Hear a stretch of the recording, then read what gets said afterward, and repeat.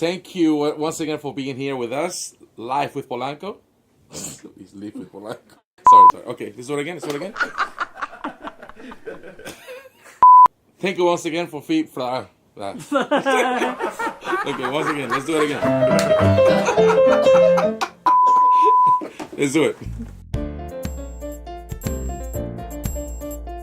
Thank you once again for being with us here at Live with Polanco. It's going to be a very, very funny one today. We have a very good friend and a person that I really admire a lot and really respect as a musician and as a person. Brother of ours, Jezrael Lucero is in the house today. Enjoy with us. It's a pleasure. Thank you so much, brother. Yes. You know, a lot of people know you and they know who you are, but a lot of them as well, they might not know about your past or how you came to Hong Kong, where you're from, or anything like that. Today, we want to know everything about you. Sure. Okay, let us know where you're from, how was your life, all that. I'm originally from the Philippines, from Cebu. I was born there, raised there, Got my first gig there when I was 4 years old. Yeah. 4? Yes. So you're telling me that means your parents were okay for you, like, being a musician and all that? Well, my dad is the one that actually encouraged me to be a musician because he figured, like, being a visually impaired person, right? Mm-hmm. It's hard, especially back in the day, to be part of the society back in the day. Oh. So if I'm not doing music, then I'll probably be ending up, going in the streets, which is, not a pretty thing to do. Yeah. Basically. But he kind of turned that whole stigma and stereotype into a positive way to, and to help me out. He trained me to be a musician. Great. What about studies? Did you do any studies about music, or your parents were musicians, or your neighbors, or? No, my dad. Everything that I know is from my dad. Yeah, he's an electrical mechanical engineer by profession. What does that need to do with music then? But he plays piano. Oh, and he loves to read books. Lovely. What about your brothers? You have more brothers and sisters? Yeah, we are 7 in the family. I'm the 6th. Wow, no TV, huh? No TV. So, busy. Yeah. Brother, I want to know a little bit more about your music side, right? Yes. You went to start to play music when you were 4. Yes. And how did you move on from there? What happened afterwards? Well, I started studying music at the age of 2, starting with classical music, like all that, But okay, but you study on your own or your parents? My dad again. Okay. And then at 3 years old, I was accompanying some people that loves to drink in the neighborhood, and learning. Harana? Yeah, Harana, and just any song that they want to sing, and that's where I learned how to do transposition. Well, something that we need to say it here. It's the power that you have on your ears. So because you perfect pitch. I mean, you can hear any note, anything, and you have an incredible memory. You can listen to the song and you go for it and just do it. Well, I figured, I can't read anything, so I better have my memory sharp. Right? Sharp, right? I should do that. I should stop drinking and just memory. Use my memory. Drink more. You'll have better memory. That's what I did. I started drinking beer at the age of 4. Oh, kids, that part you don't have to do that part. You don't have to. No, it's a milk. It's a milk. Saved it. You saved it. Okay, now, is there any song in that particular time of your life that you remember now? A lot of them. Okay, say one of them that you always... No. For example, I know in the neighborhood you have this uncle would tell, dude, can you sing blah, blah, blah song? A song that was popular in that time. And you always, can you play it for us? No, at about 1 year and 10 months, apparently, from my dad's stories, wow. I was singing Frank Sinatra's Strangers in the Night at that time, which is,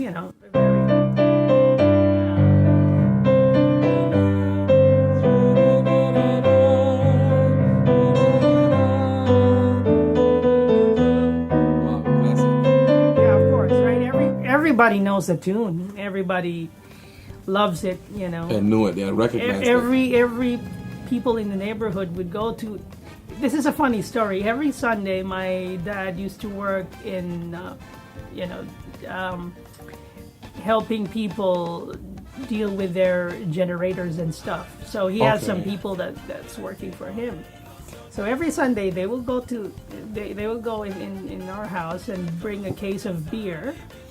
Of course. And they will give me a milk, of course. Of course. Yeah. I mean, 3 years old. No. Anyway. So they would do that, and then my dad would ask them, okay, why are you doing it? I mean, my house is not a karaoke bar, which is, that's what we do in the Philippines, karaoke, right? A lot. Yeah. And then they will tell him, karaoke, it's very hard. Like, some songs are very high. We can't do it there. But at least here, your son could kind of find our key, and then, we could sing our heart out. Well, you're saying that you can, like, transpose the key. It's like the song is in F, and it will be too high for me. You can go, like, let's do it in D or C major. Let's just bring it down, right? Yeah, and they don't know that either. They will just start singing, and exactly. You have to find. You have to follow that, yeah. That key at that moment. Otherwise, you're, you have to be the best in their requests. Yeah.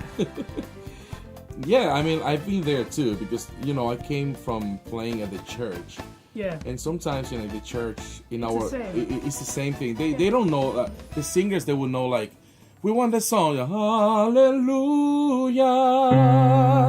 hallelujah. Yeah, of course. But they will be like, tomorrow they go like, oh, we hallelujah,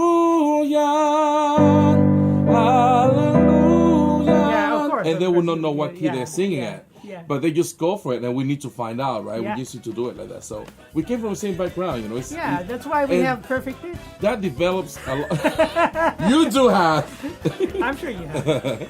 So in that part, like, that's why we like train our ears to do basically whatever it was on the moment, right? Yeah. Without reading as well. And I want to know a little bit more about you right after this. I want the people to see this performing by Mr. Jezrael Lucero. See you in a second.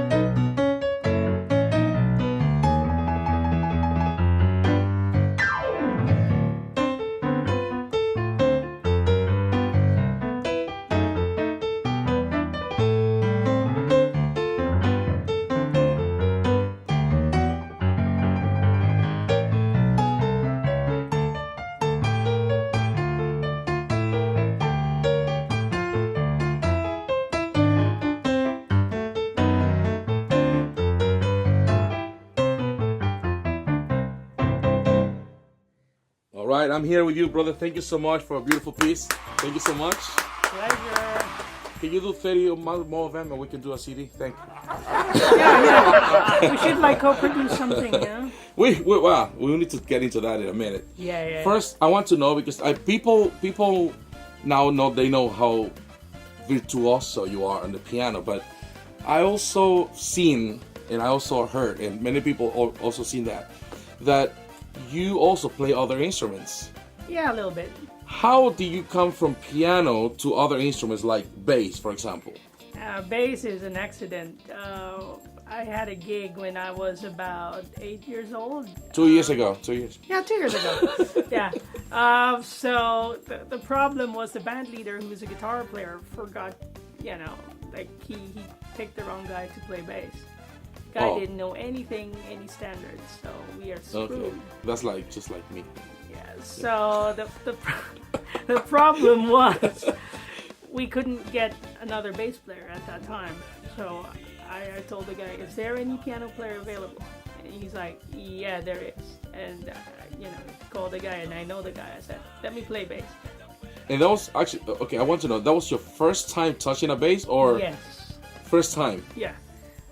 I know that the 4 strings of the bass, the E, A, D, G, right? It's the same 4 string as a guitar. It's just an octave lower. So I played guitar first before I. Oh, okay, okay. So let's talk. Should we cut? No. Let's talk about the guitar. How do you move from the piano to the guitar? What happened? I mean, why? No, my sisters and my brother, they play guitar. Okay. No, just a neighbor, trying to teach them how to play guitar, and they're like looking at me funny, and they're like, "Oh, you're only a piano player." I said, "What?" You're like, challenge, accept that. It's like, give me a month and I'm gonna play guitar. Just to show you. Yeah. And you just took the guitar and you like slowly understood the notes and then how to alter them and all that, right? Immediately, my dad bought me a guitar chord book, the basic positions and stuff, right? And as soon as I know the frets, that it's all like chromatic, then I started, forming voicings. Analyzing, yeah. That's what I did on the guitar as well. Yeah. Same thing. But I did opposite. I did guitar first and then keyboards. And then the thing is, like, after a month, I was like playing Guns N' Roses and Metallica, which they love, just to like, From this piano guy, playing piano, Yeah. you become playing rock. yeah. Awesome. And so from there you went to the guitar, then the guitar. From the guitar you went to the bass. Yeah. And then from the bass, what else to turn? I kind of tried drums, but I didn't, because I didn't have a drum set at home. Drums is a different thing. Yeah. You have to practice all the time. But I've seen you playing drums too. Yeah. Like you kill it too. I always try different things when I'm jamming. I don't really care as much as, getting it right. So, yeah. Well, there's nothing right or wrong. It's just the approach that you want to see. Exactly. Yeah. So what about if we jam something? Can you play the bass for me? Sure.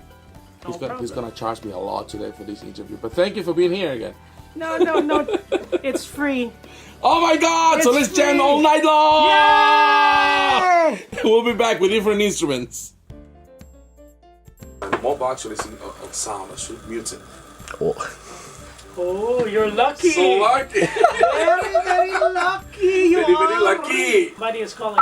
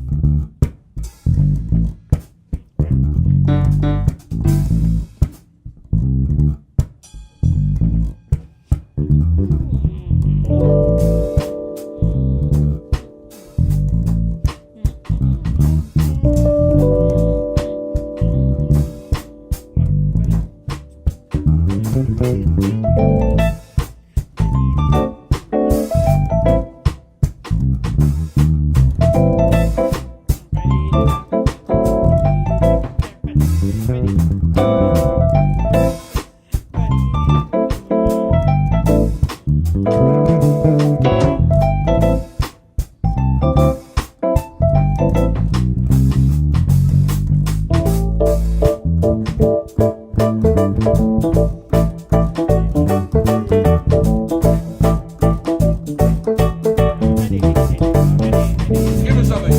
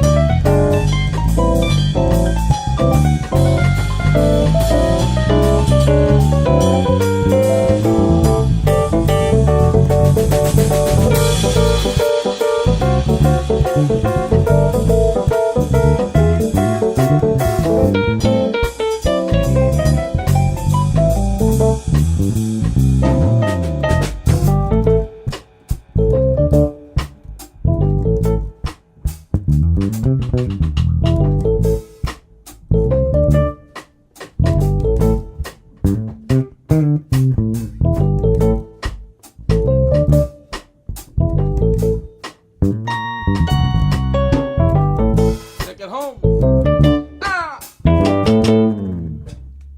What's the title of that song? Well, it's gonna be very soon in our next album. You know. You know what's the title though? What is that? Just you fun. Just you fun. Just you fun. Just you fun. Yeah. Stay tuned. It's gonna be with us, guys. It's gonna be soon with you guys.